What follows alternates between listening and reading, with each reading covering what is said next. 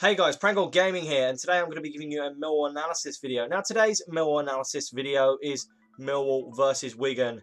And this game was probably one of the most disappointing games of Millwall's season. I hyped it up so much saying I thought it was going to be brilliant. I thought it was going to be like the relegation battle like it was in the Championship. And it was 5th versus 2nd. So you would have actually expected this to be one of the best games of the season, especially towards the end of the season. However, it didn't work out that way, and it was a bit of a game where Millwall were missing lots of chances, and they would rue their missed chances in this game. So the first chance that I'll actually be talking about came for Millwall, as Ferguson chipped the ball over the top for Jed Wallace. Wallace then ran onto the ball, and Wallace tried to cross the ball in, and that cross almost went into the top corner of the goal. But UC Yaskalainen made a fantastic save to stop us going one up there. And you're going to hear this a lot. Yaskalainen was a brilliant player for Wigan, probably one of their best players in this game. Now, what about the first Sam Morsy yellow card? Well, Romeo knocked the ball up the pitch for Jed Wallace to run onto, and Wallace got a touch to the ball. And then, as he always does, he touches the ball, then runs forward. But he touched the ball, and then from the side, Morsy came in and clattered him. Now, it was slightly stupid by Sam Morsy, because I think it would have been a yellow card. Any player doing that, you're going to get a yellow card for that. It's a very stupid challenge.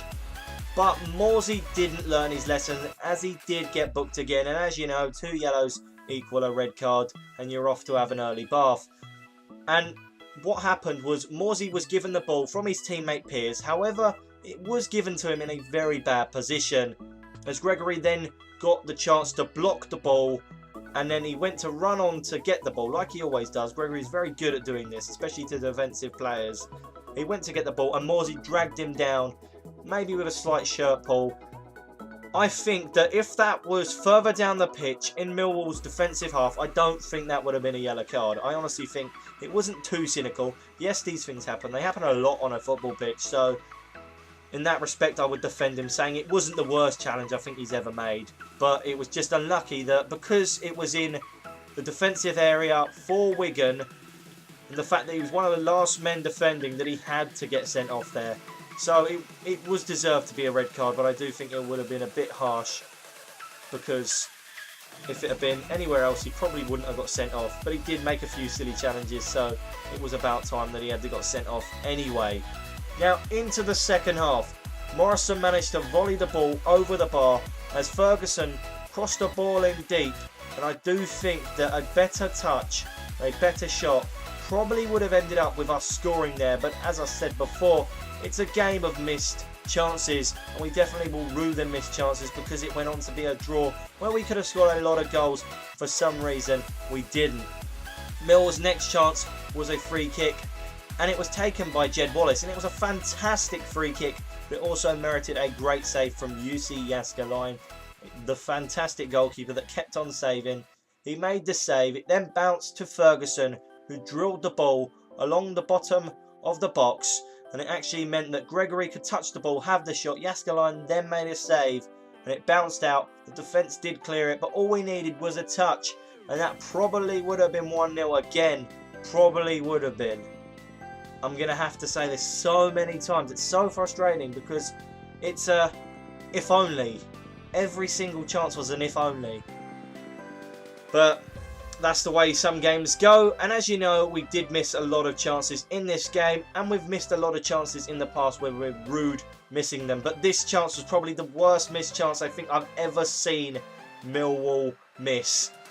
Gregory was one-on-one with UC Yaskalainen. He had his shot. It was saved by Yaskalainen. It was kind of an awkward shot anyway, so it was an easy save for him. Then it bounced to Morrison. Morrison then volleyed it straight at Yaskalainen, and it deflected its way to Wallace, who was through.